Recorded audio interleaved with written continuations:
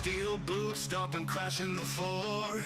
Two wild Yinzers kicking through the door. Loud like a jack-off at a pins game fight. Brace yourself, this ride ain't polite. Two dumb Yinzers, loud and proud. Heads in the clouds, voices in the crowd. Chaos brewing, they don't play nice. Hold on to your iron and grab your prime anti-slice.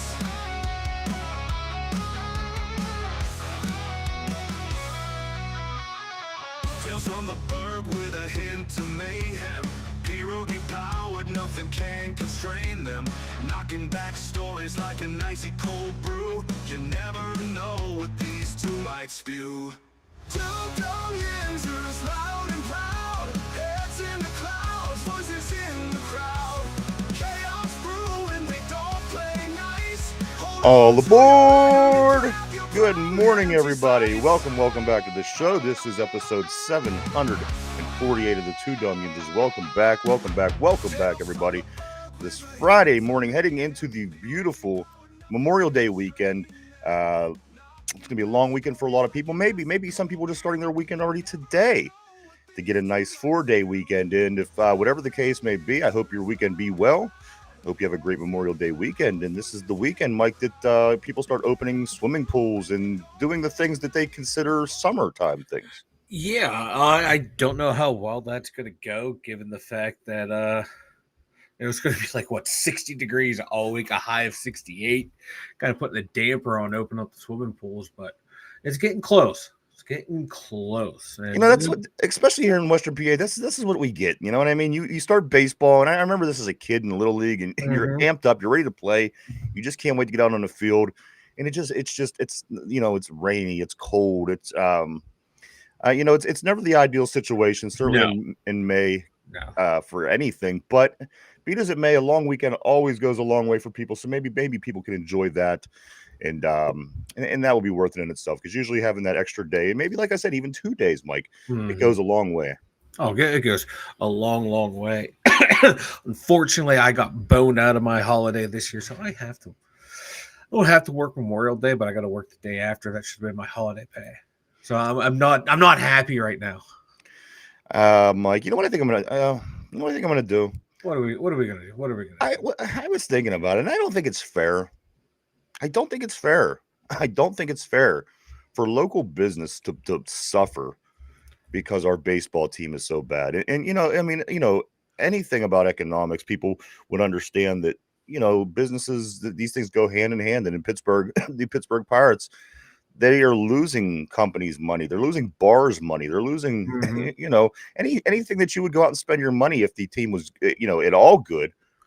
I think, Mike, one of these days I'm going to sacrifice, and I'm going to go to a local bar and maybe watch the Pirate game for 3 hours, have a couple drinks, and just to, as I said, Mike, it's not fair for all the businesses that could be doing better, especially post COVID, and bars just aren't what they used to be, and people just don't go out anymore.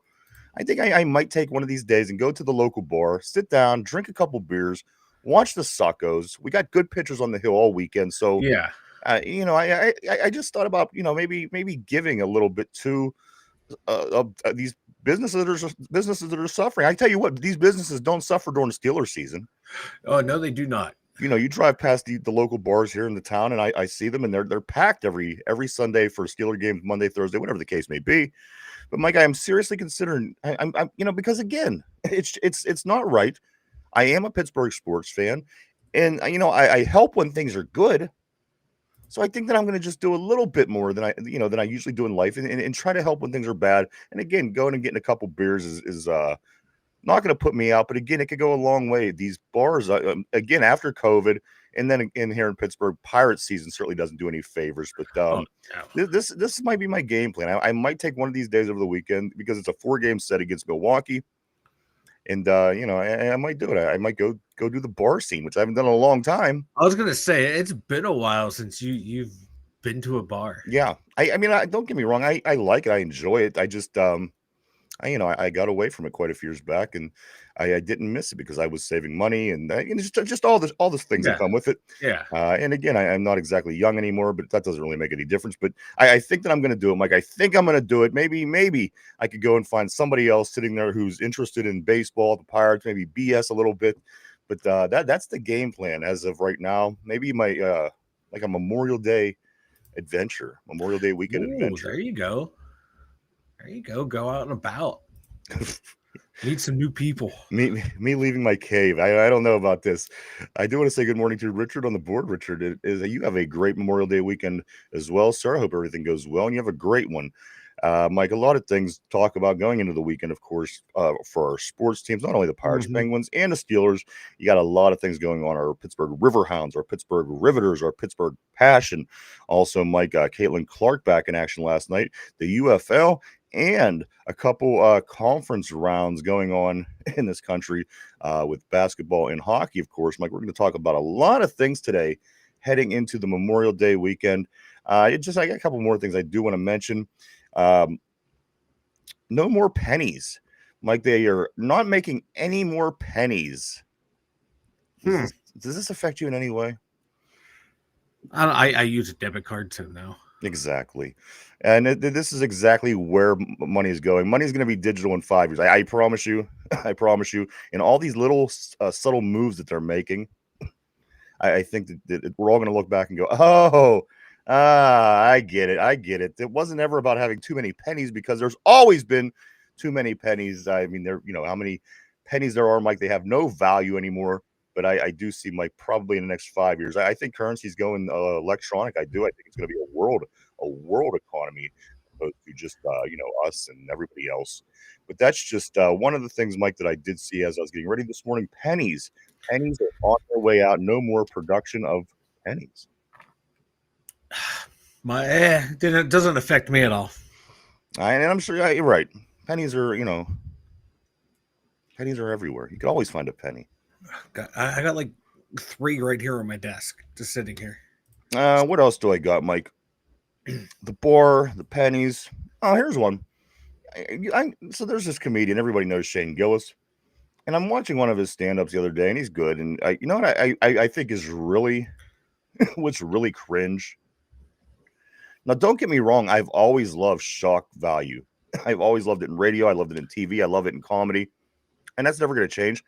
But the one thing that these comics really should stay away from, and in my opinion, and I think it's a good opinion, Mike, is the kids' jokes. The jokes about being pedophilia type jokes, where then they look at the camera or they look at the stage and they go, and they give a smile. I don't think it's funny. I don't think pedophile jokes are funny. That's one of the most cringe things, in my opinion. When you're trying to make people laugh, I don't see where pedophilia is funny in any capacity, Mike. And again, I love shock value. I love shock radio. I love shock TV. I love movies that's Mike. Pedophilia is the one thing. Again, it's not cool. In my opinion, pedophilia is not. It was cringe. Like I sat there and watched it, and everyone in the audience sat there and watched it the same way. They're like, just come on. Yeah, you have to be a really great comedian. No, you have to be sick in the head because, Mike, having sex with kids is wrong. Yes, it's not wrong. It's disgusting and it's very foul. Yes. And again, even when you're talking about lesbians and transsexuals and women taking their clothes, Mike, it's just a whole new level. And again, if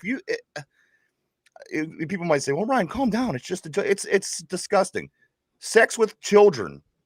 Louis C.K. did it all the time, and I found it extremely foul. It's foul. They're not funny.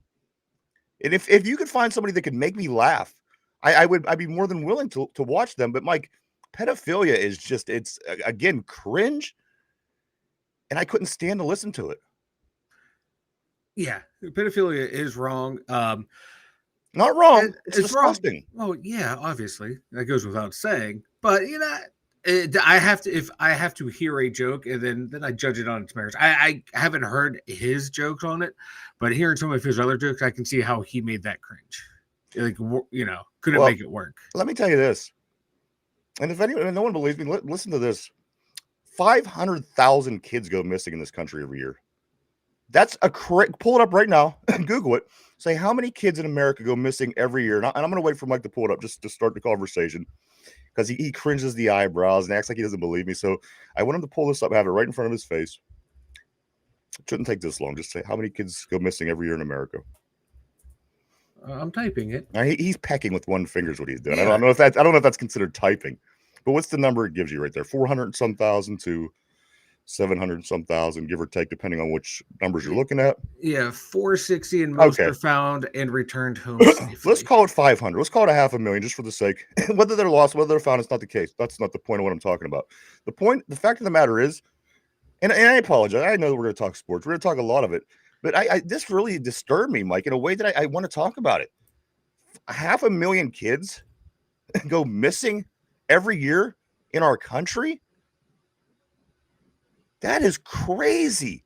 So for that to be what's going on out there, and again, it could be a lot of things. It could be parents taking their kids. It could be a lot of things. But the fact of the matter is, guys, 50 states, 1 year, 500,000 kids go missing, and we're going to laugh about pedophile jokes? This is one of the bigger problems in our country, and we're worried about stupid shit.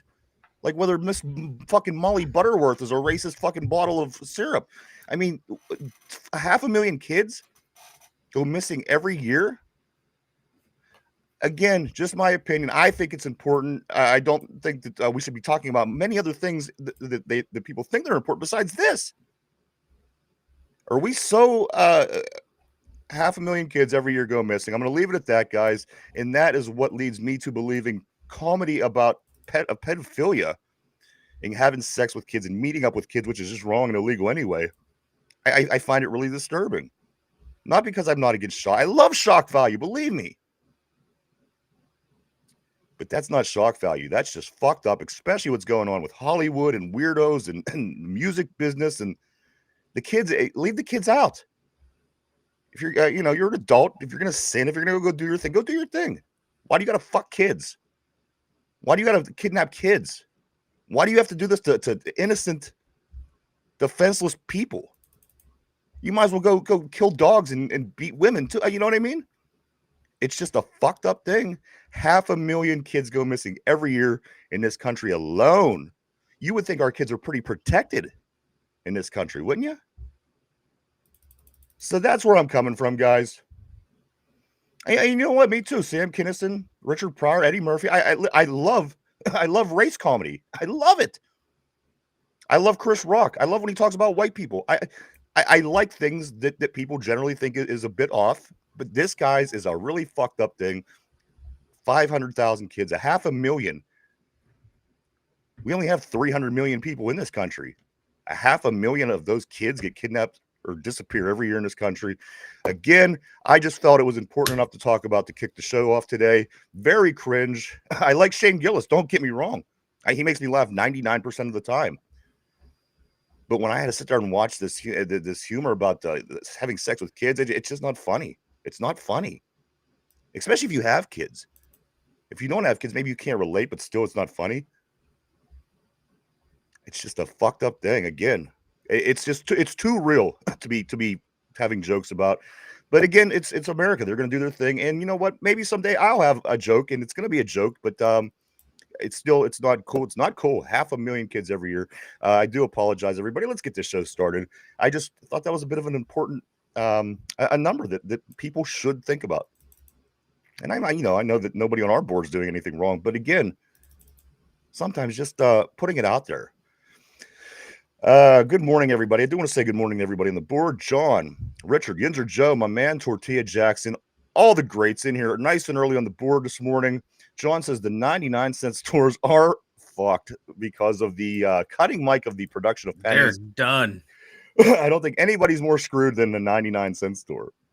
They ain't get no change. I'm going to come in there with all $1 bills and buy all my 99-cent items. And Yinzer Joe says, what's up, you dumb Yinzers? What's up, my man? Nice to see you, Joe. Great seeing your name pop on the board this week, as you were away last week. And I know that hug that you were requesting yesterday, I know that Mike, he happily gives out hugs. So This is how I hug. Yeah, unfortunately they're from behind, but he does give the hugs out around here. Richard says, I was a Sam Kinison, Richard Pryor, and Eddie Murphy fan. I guess that dates me. I know those are all great comedians. And then George Carlin and all the way down the list. I like a good comedian, but that's not funny again. Tortilla says Chris Hansen does the Lord's work. You know what? He's so creepy too. Can you imagine being one of them weird pedophiles and you come in with your condoms and your pizza and your beer and there's that Chris Hansen standing there staring at you? Oh, have a seat, Mike. No, I'm good, bro. Yinzer Joe says, I think it's more like a lot of them are kidnapped and trafficking than just missing. It's a big problem. Me too, brother. It's not right. It's something that maybe we should think about a little bit more in society. The fact that we think about the things that we do are really nothing compared to things like this, in my opinion. Yinzer Joe, there it is, man. Mike, you're committed. You were committed to this hug, and I'm committed. I am committed to this is how I hug people from now on. And I'm committed to making this happen, Joe. I want you to be hugged by Mike just as much as anybody else does. But good morning, everybody. Welcome back to the show. This is the Two Dumb Yinzers. That's right, Mike. I got to. You know what? I haven't done it for a couple of days. You're bringing it out? I'm bringing the bag out because this team, Mike, listen, they're so bad. And I apologize. I know people love the Steelers. They love the football talk. But I really feel like I'm doing a disservice if I don't talk about how bad the Pirates are doing. Again, just almost bringing it up, but I feel like I'm doing a service. So today, Mike, the bag is back. Sell the team. Welcome back, everybody. Here we go. The Pittsburgh Pirates. They drop another one, Mike, but this time they managed to score 5 runs. This is the first time in almost a month the Pittsburgh Pirates score more than 4 runs in a game. The Pirates lose 8-5 to the Milwaukee Brewers as Yelich hits 2 home runs for Milwaukee. The Pirates drop to 17-34 overall, while the Brewers, they climb up to 25-26. Burrows for the Pirates, he gets his debut on the hill yesterday. He goes 5 innings, gives up 4 hits, 4 earned runs, 2 walks, and 3 strikeouts. But Mike, this one I think is going to be one of the things that are going to be impressed with. And I think Mike is literally trying to make a connection with Yinzer Joe right now. He's putting up kissy faces and smiley faces and winky eyes and everything else. The emoji finally popped up. I'm like, what emoji? I would truly be concerned if I was Yinzer Joe, because of course this was supposed to be a joke, but I don't know what's going to happen to Yinzer Joe now with Mike. But Mike, Spencer Horwitz comes through. He in his only his second or third game back. Mike, he goes 2 for 4, hits a home run, 2 RBIs, 1 run. Mike, Spencer Horwitz, I mean, we could have been using this all along. Yeah, once we get Horowitz in the lineup, he can go along with Horowitz. But no, Horowitz, however you want to pronounce his name, he's been a welcome addition back to, coming back to the big league club. Now, if we only would have spent more money and got more players to fill in around him, Horowitz coming back would be a much bigger, we should be in a better spot than we are. But, this team is cheap. But it was nice to see him playing well, Joey Bart playing well, some key additions that, we've had from this inept GM. But my God, it's terrible. Just another loss, Mike. The Pirates do play the Brewers all through the weekend. They get them again. Their next game is today. It's a Paul Skeens day, as a matter of fact. Mike Skeens comes in with a 3-5 record, 2.44 ERA, and 62 strikeouts on the season. He'll be facing off against a pretty good pitcher Milwaukee has also, is Freddie Peralta. Peralta comes in with a 5-3 record, a 2.59 and 57 strikeouts on the season. Should be a hell of a pitcher's matchup. Do we trust the Pittsburgh Pirates batting to stay in this game? No. I don't. Again, Horwitz comes in, Mike. He does hit a home run in only his second game played, so maybe we might get some production, because since he's been back, we have now scored over 4 runs again, which we haven't done in almost a month. It was we won 26 games. We tied a mark in futility. I think a new streak starts today, because you can tell Paul, like you said, Skeens is starting. We're not going to get any offense. Yeah, absolutely not. So maybe Mike, maybe this Horwitz edition will start turn the table here, maybe, for the Pirates. Just do enough to start scoring runs again. All you need is a little bit. Again, Paul Skeens last week, 1-0 game. We lose with Paul Skeens on the hill. Just any hit would have helped in that game. Pirates do play the Brewers through the weekend. You have a Mitch Keller start tomorrow at 4:05, and you have Bailey Falter on Sunday at 1:35. The Pirates are 13 and a half games back after about, 6 weeks of season, Mike, but a lot of talk already of selling off. Mike, 6 weeks, about a third of the season, I think, has gone through. Mike, they're already talking about selling off. Trade deadline isn't for a couple months, but the organization is saying Paul Skeens, is not part of any of the trade conversation. This is by Charrington. He says this. Mike, is it way too early, in your opinion, to be talking about selling off? You're throwing in the white towel. Listen, yes, you've only won 33% of your games. Mike, they're 17 and 34. But I think this is a little too early to call in and throw in the towel, Mike. It's just way too early. Why even have a season? Why even play? If this is your strategy, why not work on maybe mount a amazing comeback? Wouldn't that be something more exciting? I just think, come on, this is just the Pirates. The way they're ran, it's terrible. Yeah. Mike, they're already talking about selling off. And you know what? At this point, if you sell off Paul Skeens, who cares? Right, exactly.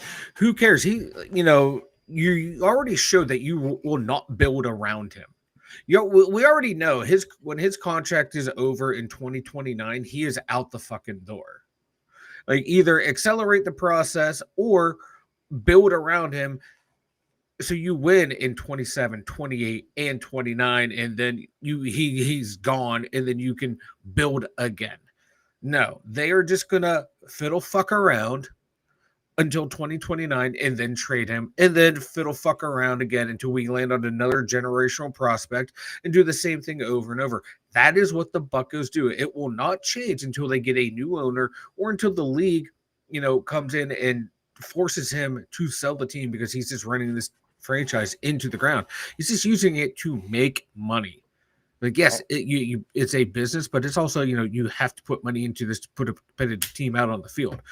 Mike, again, if you're selling donuts, your idea is to make money, but you're not going to put out, squished, stale, nasty donuts over. I'm going to have my marquee donut, but I'm going to have a bunch of fucking good ones around them. So when my marquee one's out, I still have business coming in for my other shit. So that is it. It's that's the Pittsburgh Pirate talk. I'm glad.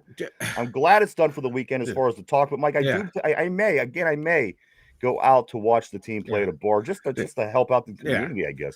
Like as much as we like to shit on Ben Charrington, like I said, you got to give him credit for finding Joey Bart, finding fault or trusting that he can turn around Heaney as well. Picking up Joey Bart, getting Horowitz in the trade. Those are some good moves. Like, just give him some money and see what would happen. If you gave him money over 6 years to let him spend and build a team, maybe he would have built a good team, but we won't know because whatever GM comes here is going to be hamstrung by this piece of shit owner. It's really terrible, Mike. And again, he has me defending Ben Charrington. And for one, you can always say, our team stinks, whatever. It's just how consistently and everything that's gone into this being the worst team ever in the history of everything. It's just bad. It's terrible, Mike. So go Bucks as far as the players, as far as the team, as far as the uniforms go. I want the team to win. I want the uniforms to win. Yeah. But everything else, I'm not too thrilled about, Mike. But we are going to move along because that is a lot of Pirate talk for a Friday. And gotta be honest, too much Pirate talk. I'm not even into this conversation anymore. Let's move on, Mike. Pittsburgh Riverhounds, they are back in action. They'll be taking on Rhode Island. That game's tomorrow at 4. In the females, their counterpart, the Pittsburgh Riveters, they'll be taking on Flower City after their inaugural game coming to a tie, 0-0 draw last week to kick off the season. To kick off their season. So the Riveters are playing Flower City. That game's at 6:00 tomorrow. Let's go Riveters. The Pittsburgh Passion, after a week off, Mike, they are in a huge showdown with the DC Divas. The Pittsburgh Passion, of course, the women's team, the Gridiron team here in Pittsburgh, taking their 2-0 record down to DC to take on the Divas and their 2-0 record. Mike, this game is the clash in the conference. Of course, Boston, as we learned from Makai Chavez earlier in an interview with her, that the Boston team is not involved. So this is the big game for the Pittsburgh Passion, Mike. Also, their last road game before they come home for 3 to finish out the season. So big game for the Passion. You get this win down in DC. They're looking good. They come home. They'll play DC again at the end. And a couple other teams. So let's go Passion. Big game. Get down to DC and kick ass like Pittsburgh teams usually do when they're in the nation's capital. and get that win, come back home undefeated, and get ready for the home part of your schedule. That's the passion. Mike, that game is at 6 o'clock tomorrow. 6 o'clock, and they have the best chance to bring a championship back to Pittsburgh. That is your I'm not even being facetious. They're the best shot right now. Absolutely, no facetiousy about it, Mike. You are very. I can't think of anybody who is closer than they are at this point. They dominate. They dominate. They are. Now that we don't have Boston to worry about, right? We should hopefully make a nice run to a championship. And if you recall, Mike, we beat Boston in the regular season last year when Makai was playing. Yeah, and then she broke her bone, and then she didn't play in the playoffs, and then they beat us in the playoffs. Yep. So if Makai was playing, I feel comfortable that we would have. Again, you have your quarterback in football. You're going to win. You have your quarterback. You're in good shape. Learn something from this, Pittsburgh, which we should have known and maybe been preparing for a couple of decades. Because of course, unless you felt that Ben Roethlisberger was going to live forever, that would have been the only reason why I would think that you wouldn't put any thought into the future of the most important position on your team. But anyway, here we are. We're still trying to get our head above water with that whole situation. But let's move on. Like Caitlin Clark, she gets her rematch against the Dream last night, of course, losing by 1 point 3 nights ago. Caitlin Clark and the Indiana Fever, Mike, they pull it off. They improved to 2-1 with a 81-76 win over the Dream. Caitlin Clark scores 11 points, has 6 assists and 4 rebounds. Mike, they are back at it tomorrow. The New York Liberty travels to Indiana to play the Fever. That game starts at 1 o'clock. Yeah, it wasn't her best game, but the team found a way to win. That's it, man. At the end of the day, she's gonna have a tough season. She's gonna have a really good season. You watch. Caitlin Clark, everybody. And I got to be honest with you. Is this Angel Reese? Is she a bit of a princess? Yeah. Why is she always crying about shit? What's her problem? Like she messed up because she, remember, she said she wanted to be the villain. She didn't have the temperament to be a villain. She's the She princess. has the temperament to be like, she should have just, she wants the spotlight. Right. Like Draymond Green knows how to be a villain. He plays the villain. Vontez Burfict knew how to be a villain. Somebody said, Mike, they said if this chick was 5 inches shorter, she would be working the window at McDonald's. The fact of the matter is, I don't see amazing when I watch her play basketball. No. She's good, but she's 9 feet tall. You better be good if you're 9 feet tall.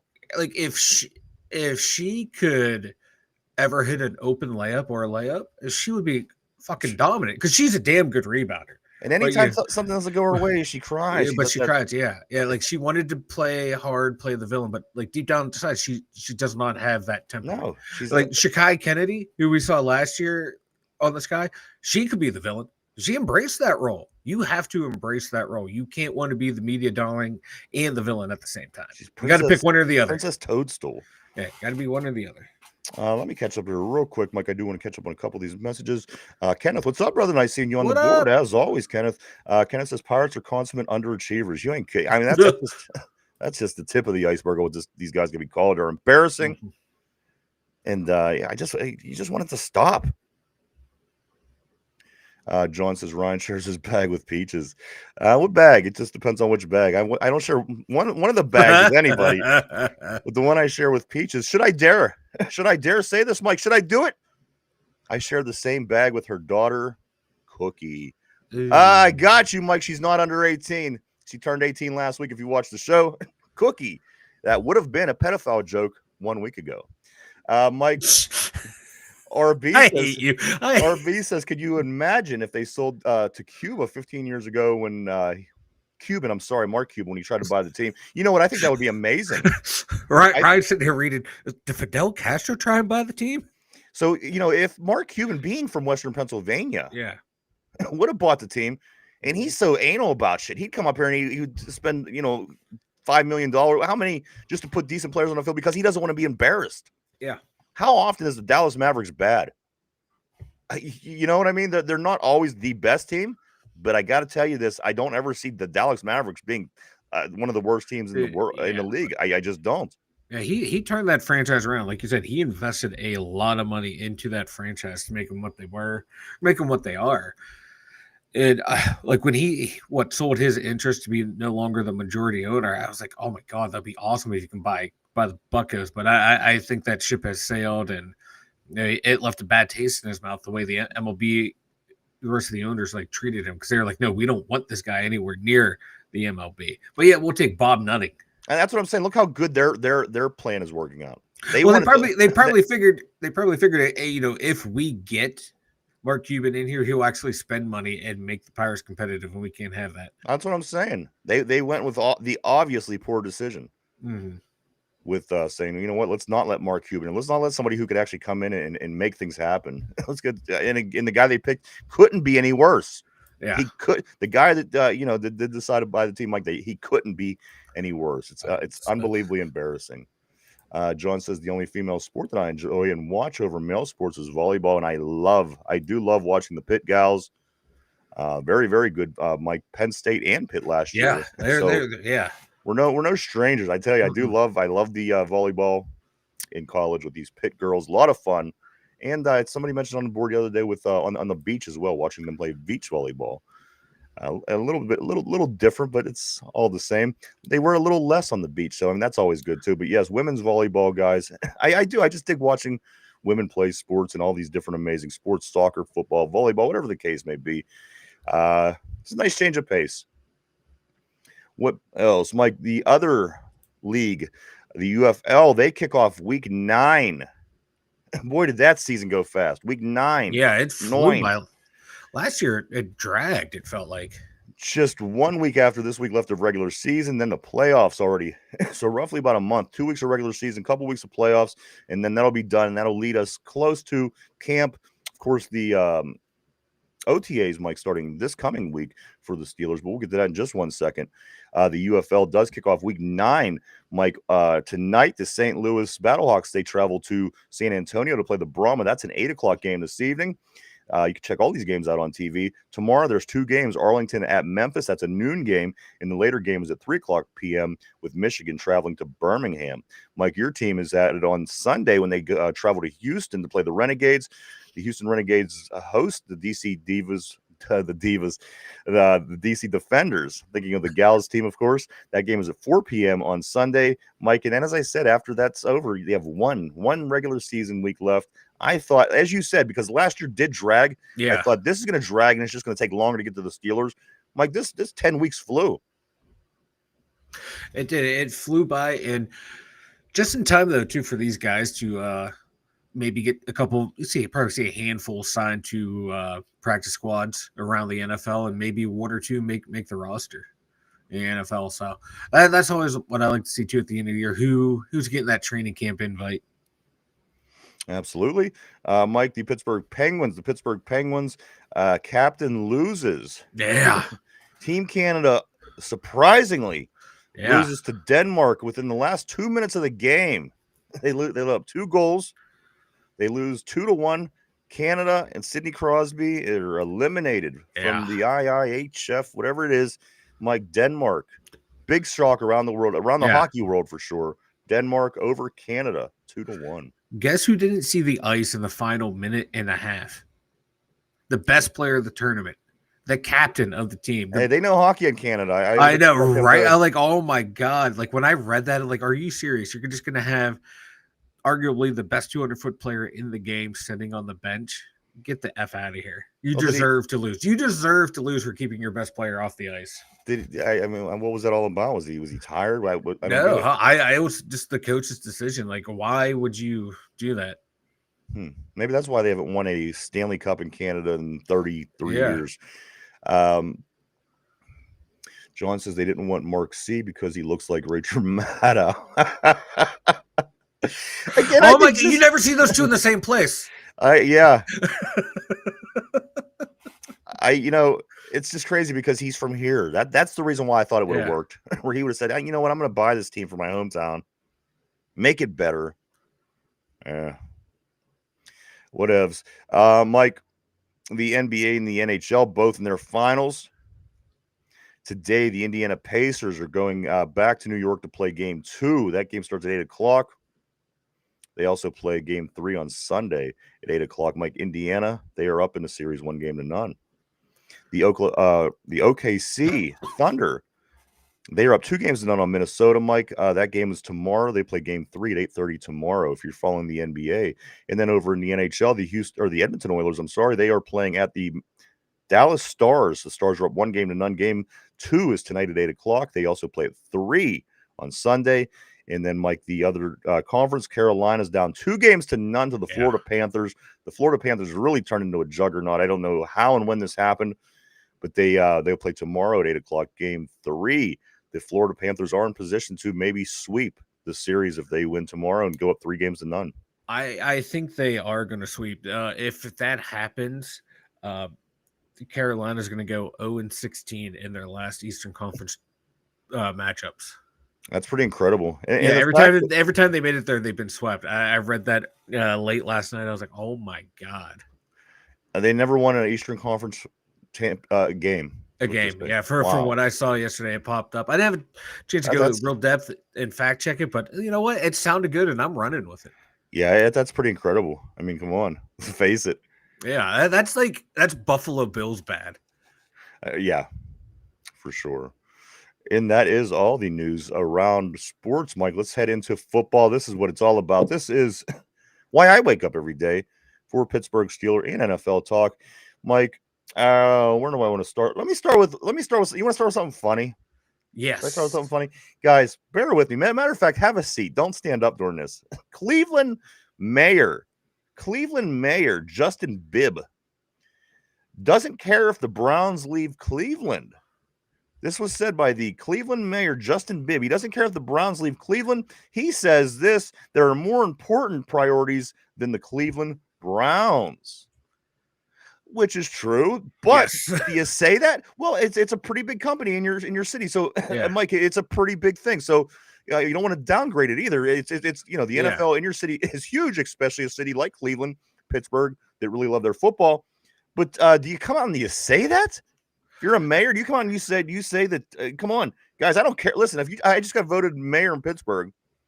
You come in here and you say, guys, I don't care if the Steelers leave. There are more important priorities in this town than the Pittsburgh Steelers. Do you think I would leave Allegheny County alive? No, this is a man who doesn't give a fuck. When I read that, this guy, I was like, he doesn't give a fuck, and he has a death wish.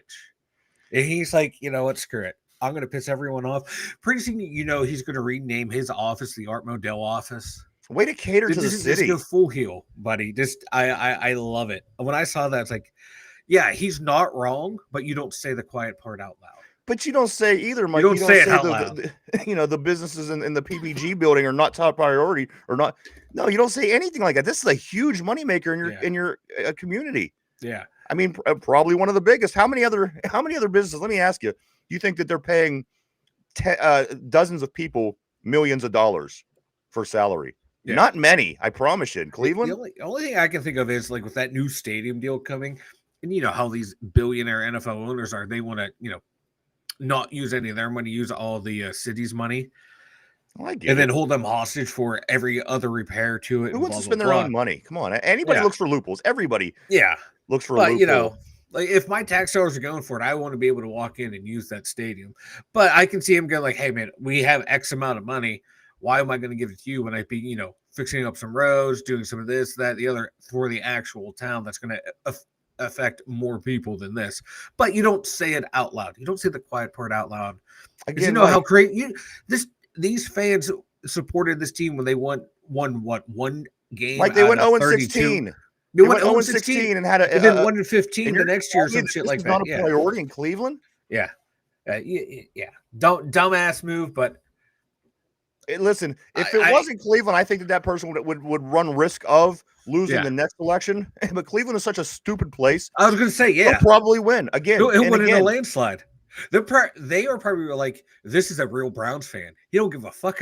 He doesn't give a fuck. Stupid. He's over it. He's dumb. And he doesn't have any clue what he's talking about. Yeah. Like 53 guys in this business alone are millionaires from their salary. That's just the 53 that we know about. Again, there's coaches and everything else. To say that that's not a priority in your city, I think is a nutcase. But again, Mike, I think he fits like a puzzle in the mistake by the lake. Also, Mike, the PFF did announce the best defensive lineman over 30, which I would argue that maybe a couple of these guys aren't even defensive linemen, but Yeah. I think that we'll take a look at it anyway, Mike. This is PFF's best defensive lineman, over 30 years old, Cam Hayward. Cam Hayward, probably because he's one of the only guys that are 600 years old in the league. Right. He by default lands in that, Mike, along with Khalil Mack. Yeah. Which I didn't think Khalil Mack was a lineman. Is he? I thought he was more linebacker. But anyway, we'll get back to him in a minute. Chris Jones, we do know he is a defensive lineman, Mike. And finally, TJ Watt, the outside linebacker / edge rusher / anything but defensive lineman, in my opinion. Yeah. I mean, he lines up like a defensive lineman, but at the end of the day, Mike, your PFF's best defensive lineman of players over 30 years old is this: Cam Hayward, Khalil Mack, Chris Jones, and TJ Watt.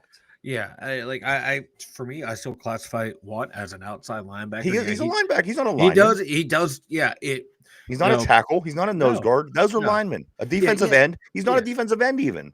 No. He's a defensive end when we go into nickel. Yeah, we run nickel more than base, but he's an outside linebacker. I will die on that hill. PFF has ruined football discourse. Edge rusher. It almost seems to me, you're right. It almost seems to me, Mike, that they just had to find everybody who was old that played on the defensive line and threw them on the list here. Yeah. I mean, Chris Jones. I want all these guys on my team. Don't get me wrong. There's no way I'm giving away my Chris Jones, even my Khalil Mack. I get it. But again, there's a reason that this particular list is put together. It's because these guys are getting a little old. Yeah. And my God, TJ Watt's 30 and people want to sign him to a long-term contract. That's going to be interesting, and I do actually have that on the list of things to talk about today, Mike. Let me segue that right into it. Alex Highsmith, confident that the Steelers will work out a deal with TJ Watt. How much you spending on TJ Watt? How much? Again, it's a big move, Mike. This is a big move. Because for one, we're not paying any of our quarterbacks, $30 gazillion dollars. Yeah. So this is your big move. Yeah. Where you're allocating the big money, it goes a long way, Mike. And again, this defense has struggled for as long as he's been here. Yeah. So again, you're taking big money. We love Watt. Again, we talked about last week. He's pretty. He has the jawline. Everybody likes him. No two ways about it. But Mike, at the end of the day, he's your big money player on this football team. Yeah. When you say to somebody, you say, who's your big money player in Kansas City? They're going to say Patrick Mahomes, and this guy does so much to help this team do what they do. And I don't know if he's the highest paid. It's just an example. Quarterbacks generally do have that name. Mm-hmm. So when people say to you, are you thrilled with where your big money player is, what he's doing, where he's at in his career, and does that player cause that effect to what Patrick Mahomes is doing, what Josh Allen is doing? And what they're doing is winning a lot of football games. So my question is, where I think it's debatable with him, because again, I know everybody loves TJ, and I know everybody wants him back, and I feel that you will lose something if you don't have him on the defense. Yeah. But Mike, how beneficial is it to give TJ a decent sized contract, like you just mentioned? He's not going to want change. He's going to want a nice contract.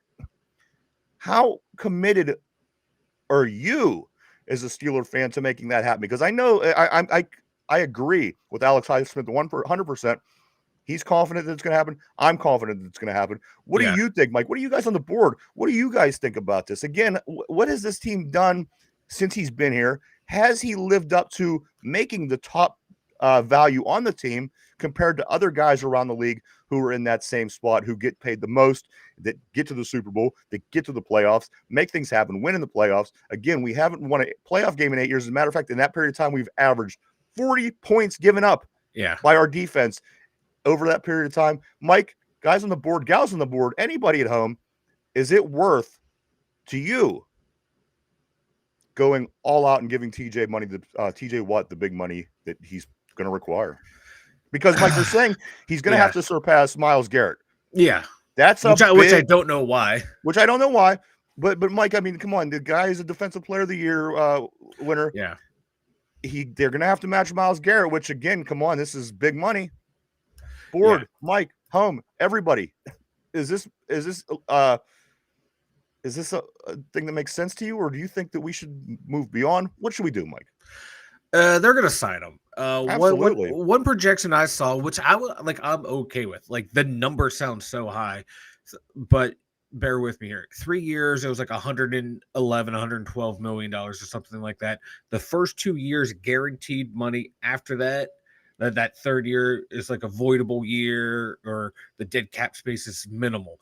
That I'm okay with. You get 2 good years left out of TJ Watt, and then you have that third one. I'm okay with it. And going ahead and looking at the cap for next year, we still have like $34 million in space this year. Next year, there's still at base 110 million available. And our free agents are like TJ Watt, Sam Alou, Jalen Warren, Deshaun Elliott. You're going to bring back TJ Watt, probably going to bring back Warren and Deshaun Elliott, plus some other guys in free agency, and you have all those draft picks from last year, this year's draft class. So they have money to play with to give TJ Watt and go out and add more next year too if they have to. I'm okay with it. I'm not happy with it, but I'm okay with it because if you think, okay, we're building this team and we'll still have TJ Watt for the next 2 to 3 years to make a run, go ahead and do it. I don't agree with it, but I understand their philosophy. Me, I would try and trade him and get what I can for him because we haven't done anything with him. And we're still a couple years away. Might as well add to it and throw out the Jack Sawyer, throw out Herbig and see what they can do on that edge. Yeah, but I'm okay with it.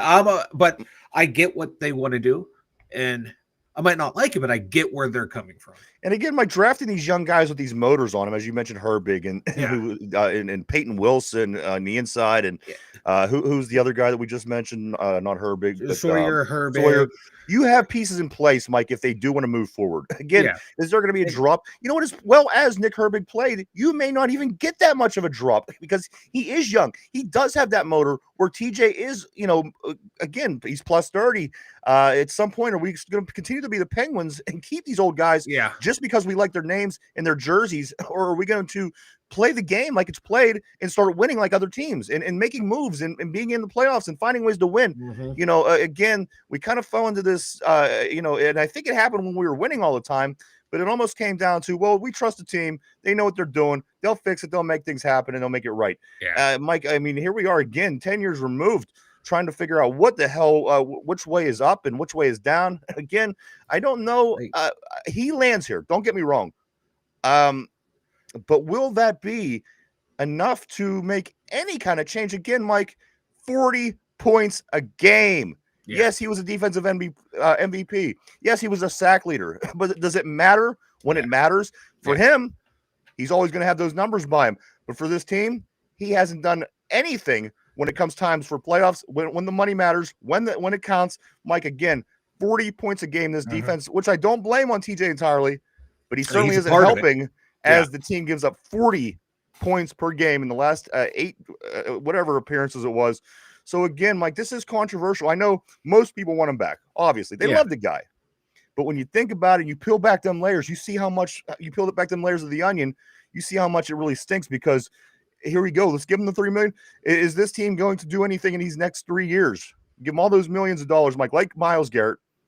Is this team going to do anything in the next 3 years to where you're going to say, wow, I was sure glad we gave TJ Watt all that money? Right. And a couple points here, like, so we keep Watt, I'm fine with. It's not my main thing. I'd like to get younger and move forward. But okay, if you get better quarterback play this year, the offense stays out on the field longer, he gets more rest. Now you can rotate in. A big if, Mike. I know you rotate in Herbig, rotate in Sawyer, give him some, keep him fresh throughout the game. Can I put one side note in? Yeah. Since 2019, I just want to remind everybody we are 29th in touchdowns scored. Yeah. So this requires a lot of things happening to actually happen, is the way we're describing it. And then you look at TJ's Watt. Yeah, I'm going to say, like, his contract coming into this year, he's making $30 million. I want to put this into context a little bit here. $30 million.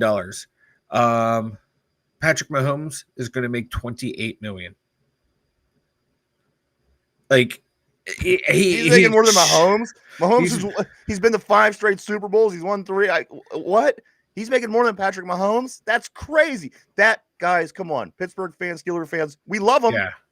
But what Mike just said, that makes you think a little bit, huh? That's like insane for this year. You know, not next year. Like Mahomes' contract, it balloons up to 78 million. I guarantee you that's going to get restructured. But Oh, and what he's I'm going to saying, end. And guess who you're going to see in the Super Bowl again next year? Not our guy. yeah, and Jalen Hurts making 21.8 million a year. Jalen Hurts, 20. Yeah, come Yeah, on. for a Super Bowl winning quarterback. And he's been in the Super Bowl twice in the past 3 years and won. Come Yeah. on, guys. Baker Mayfield, you know, he's making 23. He beat the Steelers. So- He beat TJ Watt. You know, like he's making quarterback money. I know this is high expectations, but that comes with the territory. You're making that kind of money. They're You just going to have, like, the only you answer have to to have this is impact. you're just going to have to let him play quarterback. That's the only answer. Yeah.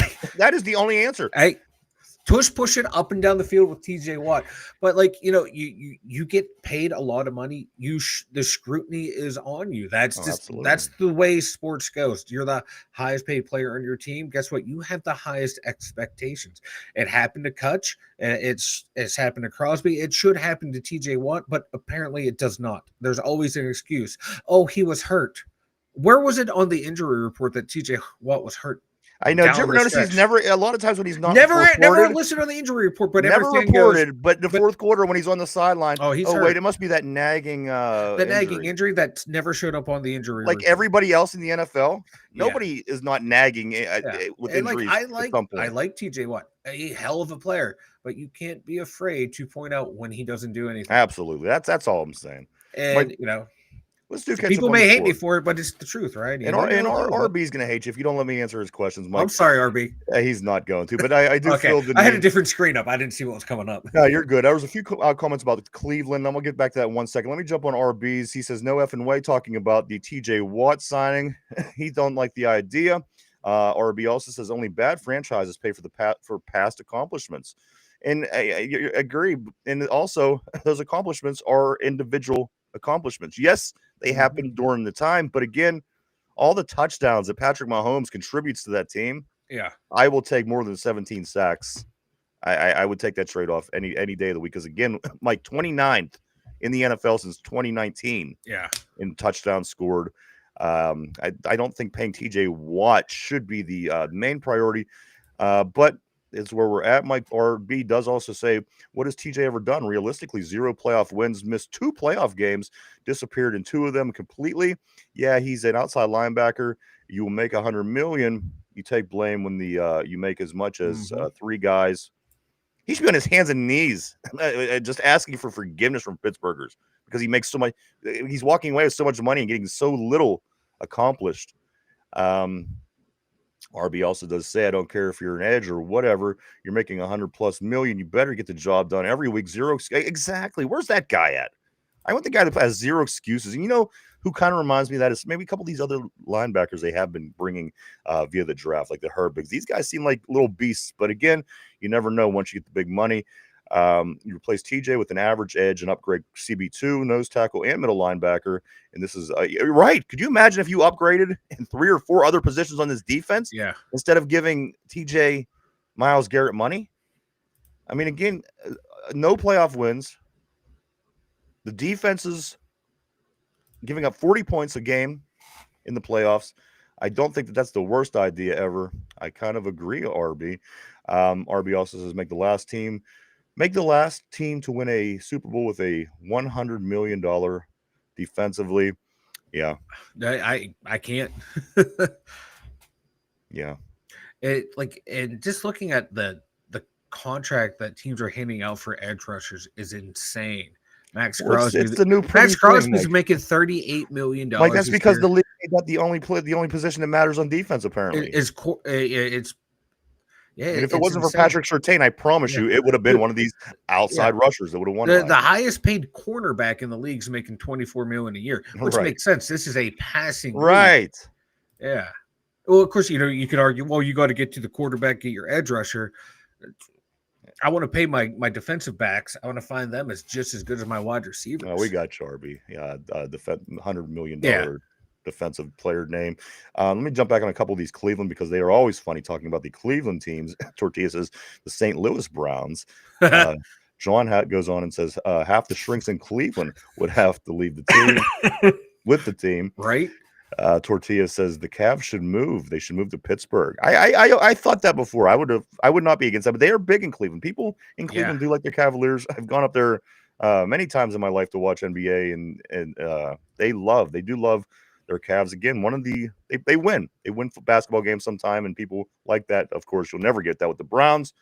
Mike, let's get back to things here. I'm talking about what Alex Highsmith, he had said, Mike, he's confident that the Steelers will work a deal out with TJ Watt. I am too. I don't in 100 million years see TJ Watt going somewhere after this season. I can't even imagine that. I can't imagine that. Would somebody pay him? Yeah, I do. I do think that he would go somewhere. People would probably throw money at him. But at this point in his career, I think he does. I think he likes it here. He likes what he's doing. He likes his team. He likes the Steelers have been good to him. Yeah. But my thing with him is like RB says it all the time, that pissing contest with Myles Garrett about the contract. Yeah. Right. Like, dude, let it go. You both won a Defensive Player of the Year award. You're both are great Let players. it go, You're both are going to end up go. in the Hall of Fame. You're both going to leave fucking 100 millionaires. Just get your money and go out there and fucking play. Do your job. Maybe a good defensive coordinator as RB. You can scheme edge rushers, free hands, stick. Even if we had better assistant coaches, maybe things. Again, there's problems obviously that we have to address. And again, once we get our guy at quarterback, is that going to be the start to great success for the Steeler team, or does all those other things, Mike, have to get fixed before that could even happen? So again, a lot of people hopeful that maybe we get Aaron Rodgers in here, throw the ball around, maybe do well. A lot of people hopeful that we get our franchise quarterback, things go well. But Mike, you're giving up 40 points a game in the playoffs. Yes, an offense can change that a little bit. They can dictate the game, of course, by being more productive. They're only getting 20. They're 29th, Mike, since 2019 in touchdowns scored. There's more than one or two holes right now. John says. James Harrison greater than TJ. He made big plays in the postseason, like the epic 14-point swing and pick six in the Super Bowl. TJ has nothing but one interception years ago. It was a nice one. Don't get me wrong. It was a great play. I think it was a pick six, if I'm not mistaken. We were up like 7-0 at that point. I'm like, oh, we're gonna win. We're gonna upset. And the next thing you know, the floodgates open. The offense gonna do shit. James Harrison, a guy that deserved every dollar when he was in Pittsburgh. Mike, I was just watching a video when he was knocking people out. Yeah. He did that 2 times in one game. And there was like a compilation, Mike, of like 10 games that they put up where he knocked somebody out. Love that guy. Talking about a guy that deserved his money as a Pittsburgh Steeler defensive player. An argument could be made that Lamar Woodley was just as good as TJ Watt. He would have an argument could be made that Lamar Woodley was better in high pressure situations than TJ Watt. Guys that go to get the extensions and are only here for the one. You know what I mean? Like guys that I wish I would have seen him more. I wish he would have been around another contract. Lamar Woodley is that strip sack to seal the Super Bowl I know, victory. But it's hard that was to say. huge. When small doses, it's hard to say. I would have liked to see him more long term, but I agree with you. I like Lamar Woodley a lot, and when he wasn't a Steeler, we sure missed him. There's no two ways about that. Yeah. Another thing that Alex Highsmith did say, Mike, he said that Aaron Rodgers' uncertainty is not a distraction to the Steelers, which I'm glad to hear. Whether it's true or whether it's not, I don't know. Because if you and I work together and there's an issue and somebody asks me, I'm going to say, no, we're fine. You know what I mean? It's not a distraction. We're going to get it. And we will. You and I would work together and we would figure it out. Yeah. But at the end of the day, maybe it is. Maybe it is a distraction. Maybe it isn't. But, Mike, Alex Highsmith is coming out and saying that it's not a distraction what's going on with Aaron Rodgers, this uncertainty. Yeah, that's good then. That they're not making it a distraction. Like you said, you hope it's true. You hope they can just tune out the noise and go about their business. A lot of people can leave the outside noise in the parking lot when they go into work, but some people can't. As long as there's more people that can leave it in the parking lot than those that bring it in, they should be fine. But we'll see. Time will tell if it's a distraction or not. If they win, it's not a distraction. If they lose, it's a distraction. Right. You know how it goes, baby. That's how it always works. You know what it just feels like to me with this Aaron Rodgers? You ever get hungry for something, Mike? You haven't had in a while. Yeah. We'll call it a Super Bowl in this situation, but let's compare it to food because it's something that you and I both understand a lot. Yeah, it is, bro. So we loved whatever we had from this restaurant a long time ago, and we wanted it, and we know that we just feel that if we go, things are going to be good and it's going to be back to the way that it was. Yeah. I just don't know if things are going to fall into place. And I think that's what a lot of people are hoping, that he just comes in and if he does come here, Aaron, of course, and he just throws a lot of passes all over the place. We score touchdowns. But have you ever gone to a restaurant and it just wasn't the same? Yeah. That taste that I was thinking, Mm-hmm. it wasn't what I remembered. As a matter of fact, it's kind of nasty. What was I thinking?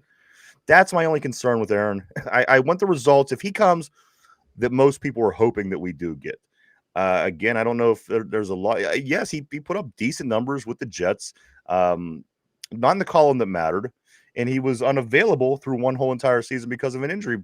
I'm sure because, again, he's not a young person anymore. That may have played a part. So people are hoping for the best case scenario. If Aaron does come, I expect the worst case scenario. I think that it's going to be a distraction. I think it's going to be all about Aaron. I'm hoping I'm wrong if it in fact plays out. But Mike, is it realistic to think and hope and want? I guess want and hope are different, but to believe that if Aaron Rodgers does join us, things are going to be a lot better. And I think that's what people are feeling. Things are going to be a lot better than if we do run Mason Rudolph or a rookie year at some point, Mike. Aaron Rodgers, is it a mirage? Or do you think things drastically improve? Do you think we have a chance to win playoff games? Do you think we have a chance to do things that better than we've have been over the past 5 years? Yeah. Is that a reality, Mike? Or is it a mirage?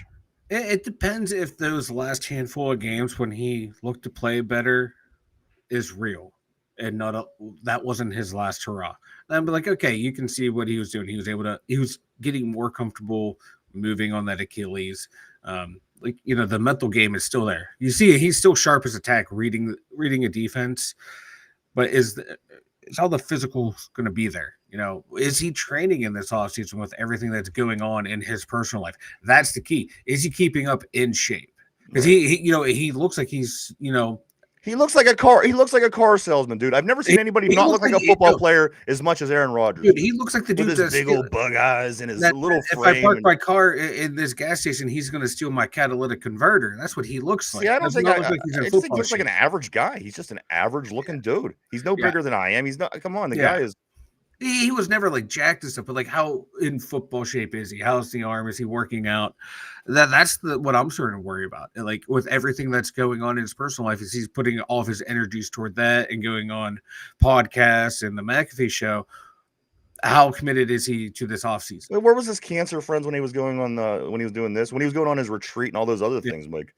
Yeah, but I just think that was off. I just think that was a cheap answer to give to get everyone off his ass. And again, maybe he does have friends that are sick. Yeah, to come out and tell the public, I got friends that are dying of cancer. I'm going to be doing my. I'm not going to. Like, hey, listen, you weren't participating before this. You have been participating for the past 6 weeks. What makes me? Why should we believe? Yeah. And again, I hope that somebody's not going to lie about somebody having cancer and dying. But I don't trust him. I don't trust Aaron. Yeah. He's not a Steeler. And at the end of the day, I want a Steeler. Maybe even if it's rookie Will Howard comes out and he just blows everybody away like Ben did and just not make any mistakes and do the right thing. I would rather see that because I think that's better for our team than bringing in this Band-Aid who could potentially be a distraction because he has been many times. And again, Mike, he is probably getting more AARP mail.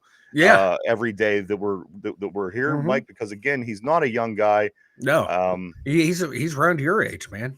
So I think no, he's not. He's actually closer to your age. But Mike, I think this is a mirage. I don't like it. If it happens, he'll be my quarterback. I'll root my team on, and I'll hope to win every single game. But I don't like the idea. It feels awfully Dallas Cowboys to me. It's a cheap fix. Fix the team. Fix your problem. Get your rookie some snaps. Do anything that's going to help this team moving forward. Yeah. Besides bringing the person that's going to take all the attention away from the Pittsburgh Steelers and put it on Aaron Rodgers, who's only going to be here a year, probably. And again, he's not getting any younger. So, listen, if he's here, I'll root for him. I want my team to win, but that's how I feel. Yeah. Mike, let's jump on a couple of these messages. I think that we got some good ones here. As I'm reading and they're going on. Yinzer Joe said, when was the last time any Cleveland franchise won anything? Yes, they win, but it's always a disappointment at the end. I love watching them cry. The bad thing about Cleveland, you can't enjoy them cry anymore because they celebrate losing. You go 0-16 and you get a parade. How can you make fun of somebody like this? I mean, I know, geez. right? They embrace their misery like I've never seen before in my life. John says the Steelers media and fans latch on to TJ because that is all there is for the so-called bragging discussions. You know what? That's one thing we do have going for us, right? The guy does he's accomplishing things. It's more for him. It's not really helping the team out. But you know what? It is an argument, right? Tortilla says Steeler fans will brag about Mason Rudolph. Of course, we're going to brag about TJ. And that's the thing. If Aaron's here, guys, we'll brag about Aaron too because he's wearing our uniform. So Rogers is he is the true State Farm salesman, Mike. He is a salesman, not only looking like an insurance salesman. He discount double check, baby. RB says the media is more to blame for the Rogers BS than Aaron. Lack of talent in the media leads to the BS reporting, and he's been a target. Yes, he holds some blame, but the media, I don't disagree. I think the Pittsburgh venomous media is it's counterproductive most of the time. They're not telling you the scoop. They're just giving you a bunch of bullshit. I don't leave out the Pittsburgh media. John says, and folks want that narcissistic asshole playing for the Steelers. I believe the ones they do want it for engagement cash, regardless. If it hurts the team, no good with me. RB goes on to say, I mean, he's not getting arrested. He's not beating women or breaking the law or demeaning people. He's old, so draws attention. I mean, you can't fault somebody for being old, I guess he's saying. And you're right there as well, guys. I mean, but the thing is, if the guy is beating a woman, we let Cam Sutton back on the team, which he got thrown out of Detroit because he had a James Harrison. So I mean, if the guy can play football, we find a way to justify here in Pittsburgh. No two ways about that. So, but I totally get what you're saying, RB. Let's move forward, guys. Darnell Washington, Mike, with the big tush push going on. Of course, they're keeping the tush push after the meetings this week in the NFL. The controversial tush push coined by the Philadelphia Eagles and now starting to be used a little bit more around the league, Mike. Now that they're not getting rid of it, probably going to see more of it. We got some pretty big guys, Mike, that maybe if we ever wanted to take advantage of the tush push, stick big-ass Darnell in there somewhere. I mean, you've seen that guy push a guy 43 yards into the seats in a game last year. Certainly have Darnell Washington on the field if you are going to try the tush push as a Steelers. I'm teaching Jalen Warren how to take a snap from center. I'm putting Darnell Washington, Wyatt Black, and Derek Harmon right behind him, and you're just pushing that pile. And you know who else? The guy that's making $1 zillion. You might as well throw TJ Watt's ass in there as well because you got to. Oh, he'll blow out an elbow. Well, that's the thing. You got to make this money up somehow. If you're not getting it done on defense, Right. Put the guy on the offensive line at this point. The money he's making, I guarantee Myles Garrett would push some guys down the field if in that position. I'm just saying. Yeah, I don't think he would get pushed around. No, but no, like Jalen Warren has a massive lower body strength. Just put him in there under center and just the three big guys just push him. Just push them. Yeah. And the thing is, they got the Hogs up front. Like who said it yesterday? Just throw Calvin Austin over the line. Right, like midget tossing. Yeah. Have you two guys throw 20 yards down the field. Right. Have like two guys lined up on the quarterback. The quarterback turns around, hands it off, and the other running back picks him up and throws him like a midget over the line. I like it. Hey, you know what? They let the tush push go. Yeah. Tortilla says Aaron's woman probably beats him, to be honest. If you ever see that on TV, Mike, on the Hallmark Network, you please let me know. I have to see with him with his big bug eyes getting abused by his old lady. Hey, Ralph, what's up, brother? Nice seeing you on the board as always, Ralph Williams. Great seeing you, sir. I hope you're ready for a nice long weekend here for Memorial Day weekend. RB says, I truly believe Rogers gets so much shit and heat because of his political views. Let's be real. Once you question anything, they will find out anything to bitch about or smack. You're right. I think being involved with any political opinion nowadays, if you're in show business or anything in the public eye, is only going to hurt you. It's only going to hurt you. The people who already support you, they're going to support you anyway. But you found a way to alienate everybody else. I think that I don't know. Famous people might want to stay away from politics, but that's just my opinion. let's move on here, Mike, for the Pittsburgh Steelers. Some more scoop going on here. I think, obviously, again, whether it be cancer patients, whether it be retreats, whether it be getting his mental health right, whether it would be selling car insurance, whatever the case may be, Mike, at the end of the day, I think he's avoiding the OTAs. I think he's avoiding anything where he has to do work. That's just me. That's just my opinion. But when he shows up on game day, that's what every football player wants That's to all do. that matters, baby. They don't want to go to practice. I played. Listen, you don't want to go to practice. You don't want to go to camp. People hate camp. It's summer. Mm-hmm. I'll figure things out on my own. I'll do my own workout, though. I'll see you in September. You know what I mean? That's what this really feels like to me. I hope it's not, because, again, I just think that's another characteristic people aren't going to like about Aaron Rodgers eventually, if that'd be the case. But yeah, we don't know. We'll hear, Mike, again, we're a week and a half removed from the 7 to 10 days that someone from our venomous media here in Pittsburgh told us it was going to be 7 to 10 days with his resources and sources told us this. Here we are, Mike, another 10 days since then. Yep. But again, let's watch how the game plays out once the OTAs have gone. Let's watch how the game how the situation plays out. Once all that garbage is done, this is when you're going to start, this is when Aaron Rodgers will show up, if he's going to be here, guys. It's going to be after all this. Don't follow. I mean, again, follow what you want, believe what you want, but he's not going to be here any sooner than the OTAs. I promise you. No. That's great to hear, Ruff. I'm glad to hear that, my brother. I hope hope things are going good for you and the family. RB says 100%. He will be at He'll be at Latrobe. He'll be at That's all I care about. Show up to training camp in July. When he should be preparing and getting ready now, like the other players are, and he's just not. So again, I don't know. We will see, Mike. I got two more things here. Let me go with this one first. Yeah. Ben brought up a good question. Ben Roethlisberger. If in case anybody forgot, we had a quarterback here named Ben Roethlisberger. Ben, Mike, he asked the question, will Kenny Pickett be cheered or booed when he comes to Pittsburgh to play? Mind you, he's a Pitt Panther great. Yes. Mind you, that a lot of people don't hate him after everything that happened. Mind you, people still like him a lot, and he's not a bad guy, and he's frankly not a terrible quarterback. How does the Pittsburgh Steelers fan base handle Kenny when he comes to Pittsburgh? I think, Mike, they'll be respectable. I think something's going to have to happen before Pittsburgh turns on Kenny. I think they cheer him. I don't think they over cheer him. He's an opposing quarterback, of course. I don't think it's going to be very different than most situations, Mike. But I do think that he is going to get some cheering, and he's going to get some respect when he does come, because again, he did a lot of great things for the college in town, and some of the things. RB saying he's getting booed. I don't care. I just think that I think that Kenny's gonna have to do something. Maybe Kenny beats us in the final drive of the game. Even maybe Kenny makes a comment that don't sit well in a Yinzer's heart. I think that starts to turn the gate. But Mike, let's see. RB is saying he got booed at the Pitt game. If he got booed at the Pitt game, then I certainly think he'll get booed at the Steeler game. Guys, I think it starts out as a love fest. Whatever happens beyond that, it comes down to Kenny. If he says something, if he makes a remark, if whatever happens.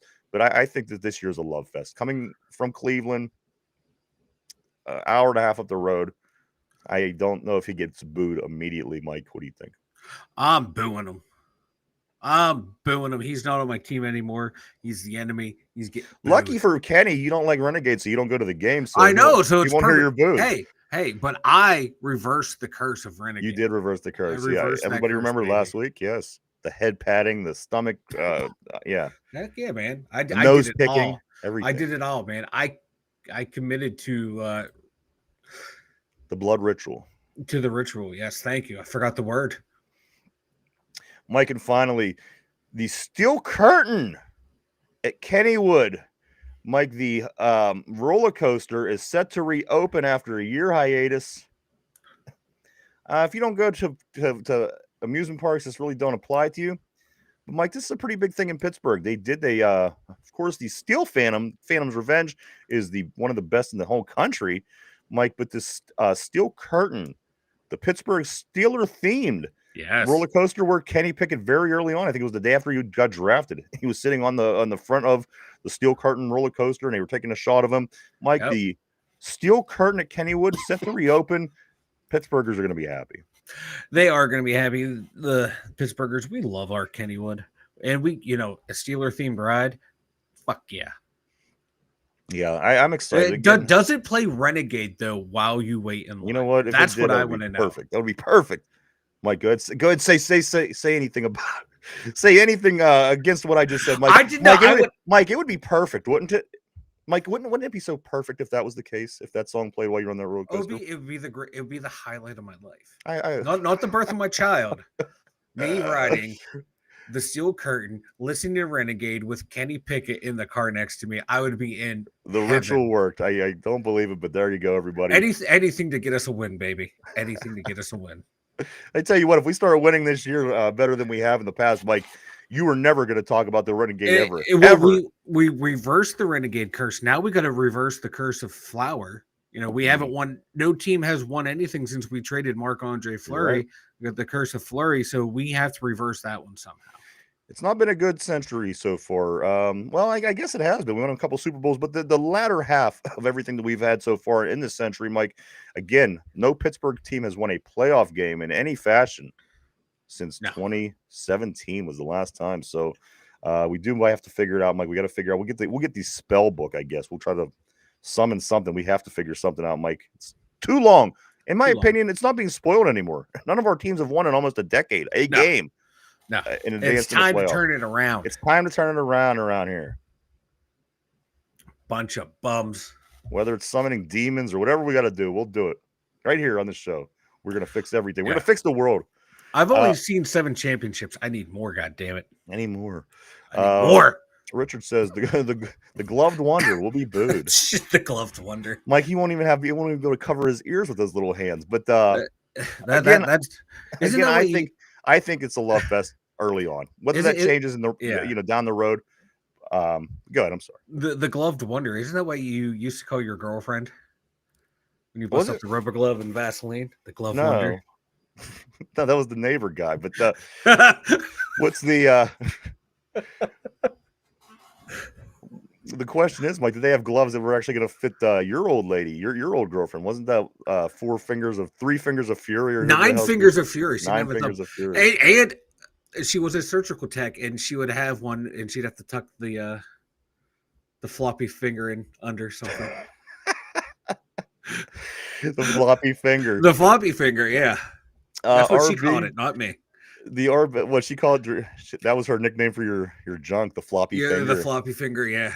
RB says, I've never got that entire dynamic, hard-nosed, blue-collar Pittsburgh adopts. Want to be surf for silver spoon, soft-ass Sherman Kenny, never got it. Yeah, he was from Pitt, and he was successful.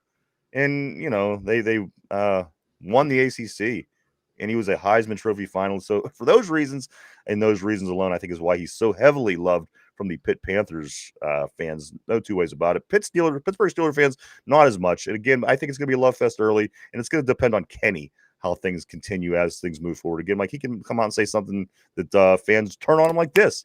We've seen it happen before, and it wouldn't surprise me again now, Mike, in Cleveland. It's almost weird that he's not playing the villain role. Yeah. Going to the Eagles, winning a Super Bowl, then going to Cleveland. See what I'm saying? It almost feels like he should be playing that villain role. So if it does change at some point, I don't think it would surprise me, but I'm going to stick with my early on. It's a love fest. I don't know. We'll see. Yeah. I'm leaning toward him being booed. And you know what? That very may well be. That very well may be. But I think there's a lot of Pitt Panther fans that show up to that home game against the Browns first time around. I just think that there's no way they're not going to go see their Kenny Pickett come to town. Yeah. But, hey, we will see, as Mike said. Mike, why don't you go and tell everybody about the website? The twodumbyinzers.com. You all know it's over there. We got our links. We got the merch store. We got the Dumb Thoughts blog. All at the twodumbyinzers.com. And remember, listen. Finch isn't here, so it kind of loses its luster. I'm not blocking over his face. I gotta be honest, that's a nice shirt. It's sharp. It is. I worked hard on that. RB says, "Oh, please stop that." LOL. Kenny didn't win shit. He did pass Dan Marino's records as passing records in Pitt. So I mean, again, the one who got away. The one who got away. The one who got away. Dan, yes. Always going to be known as the one who got away, Mike. But the Always. one thing we are going to do, Mike, we're going to talk about the season openers for today's trivia of the day. Okay. So put on your thinking hat. Everybody at home, everybody on the board, guys, the question of the day is going to be season openers. Mike, here we go. Steelers opened up on the road 10 of the last 11 seasons. What is their record during that time? The Steelers opened up on the road 10 of the last 11 NFL seasons, guys. They opened up on the road. What is their record during those 11 seasons? It's going to be an 11 it's not like a 10 5-5, but it was an 11-year schedule. It's 11 games. I need a record for those 11 seasons, Mike, on opening day, because the Steelers have played 10 of the last 11 on the road. Take a minute to think that over. We're live 5 days a week right here, Monday through Friday, 11 a.m. to 12 p.m. Eastern Standard Time every day right here on YouTube. Question of the day. The Pittsburgh Steelers opened up on the road 10 of the last 11 seasons. What is their record in that stint, Mike? On the board, let's give you a little help. On the board, RB says 6-5. Tortilla says 6-5. I always go on and I tell everybody about, I brag about the people on our board and how intelligent and all the great comments and things, Mike. So let's, you might want to listen to what they're saying, maybe put that in consideration. But we do know that RB and Tortilla are both saying 6-5. I'm not saying that's the answer, but I'm saying we do have smart people that do participate every day. RB does go on to say, seems very Tomlin-like of a number, Mike. 6-5. But again, let me ask the question just so you could hear it. It's the Pittsburgh Steelers opened up on the road 10 of the last 11 seasons. What is their record during that period, Mike? Any thought process? You want to talk it out so we can see what you're thinking? I know we won last year's opener. I know we lost the home opener, the season opener against San Francisco 2 years ago. I am going. My initial thought was 7. Wait, hold on. Let me help you out. I'm going to give you a hint that's going to help you immensely. Okay? Yeah. There was a tie when we opened up against Cleveland about 8 years ago or so. So as 21-21, you guys remember that was the score, 21-21. So with that being said, Mike, let me ask you one more time. The Pittsburgh Steelers opened up on the road 10 of the last 11 seasons. Mike, what is their record during those 11 seasons? Again, the guys on the board both said 6-5. The hint is there was a tie. Damn, now that changes everything. Sure does. See now the guys they gotta adjust their score too. Mike is thinking, okay, these guys looked it up. They're gonna put the score up there that they looked up. No. I was look at that. I was gonna say 7-4. Hold on. Then I'm gonna act like I'm thinking. And then I'm going to say 7. I was 7-4. 7-4. Now I'm going to go 6-4-1. 6-4-1. Yeah. All right. Is that your? So eventually, I got to the 6-4, but no. Yeah. All right. 6-4-1. 6-4-1. And that's your final answer. Yeah. All right. Let me lock Mike in place. Mike, you were locked in on a 6-4-1. Lock it up. Question of the day is this: Steelers opened up on the road 10 of the last 11 seasons. What is their record during that period? The board is agreeing on 6-5. Mike's saying 6-4-1. Guys, of course, the answer is 7-3-1. Wow. 7-3-1. Wow. Yeah. So not bad for a lot of strong. We've always played well in the opening game of the season, except for San Fran a couple years ago. Yeah, that was just that team was just so good. That was a nightmare. So and that was like the beginning of us really looking confused from top to bottom. You know what I mean? Defense didn't look good. Offense didn't look good. Nothing looked good. But yes, that was, guys, 7-3-1. That's not bad at all. Last 11 years, not bad at all. RB says, who caught Ben's franchise record-breaking touchdown pass? It feels like it should be a AB, maybe Heath Miller. I just don't recall. I don't remember what year that was. Yeah, neither can I. The Cleveland Tie guys, 21-21 to kick off a season. Remember how empty you felt after that game? Yeah. I waited all season, and this is the opener I get. Yeah. Like I'd rather take like that. What was that 55-0 drubbing we had back in the late 80s, early 90s against the Browns than a tie. A tie. Because at least with an ass kicking, you're like, all right, it can't. We deserve it. A tie, it's like ugh. Yeah. Nobody So deserves to die, Cleveland. Nobody. no. I'm going to stick to that. Juju. That's the guess by Tortilla. I don't know if that's the answer, but that is the guess by Tortilla for Ben's franchise record-breaking touchdown.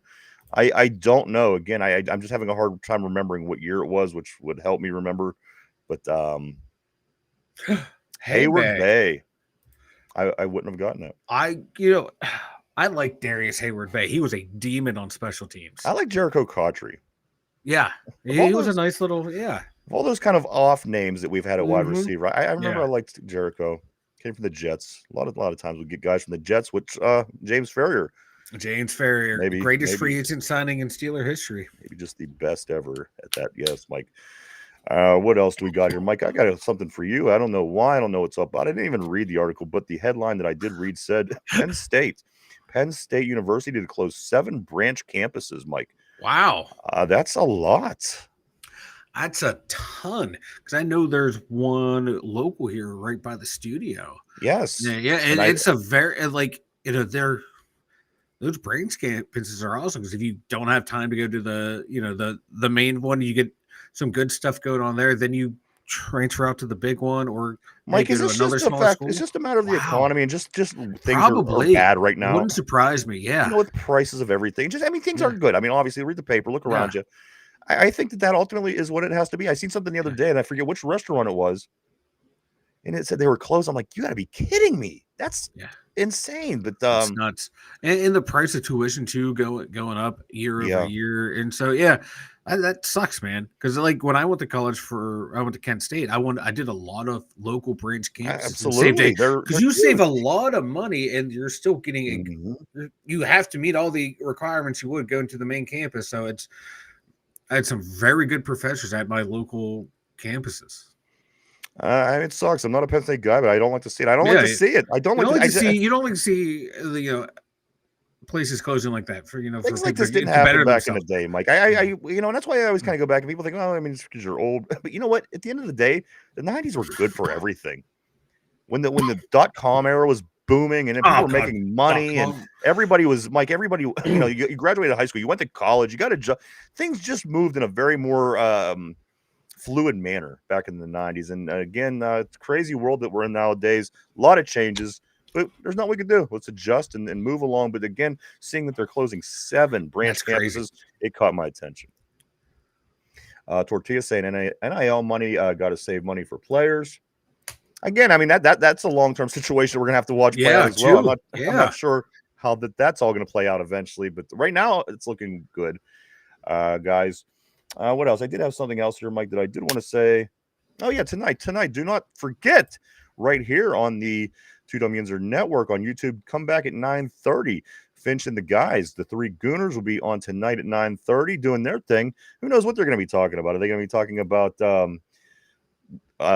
pornos with movie names with just a slight adjustment in the name? Like that was one of the funniest segments and bits that they've ever done on the show when they were the 3 cranky Jagoffs. They changed two cranky Jagoffs to now the 3 Gooners. To the 3 Gooners. I'm so thrown off by this, but Mike, the with the Schindler's Fist and Sperms of Endearment and all these just kind of off names used from movies to make pornos.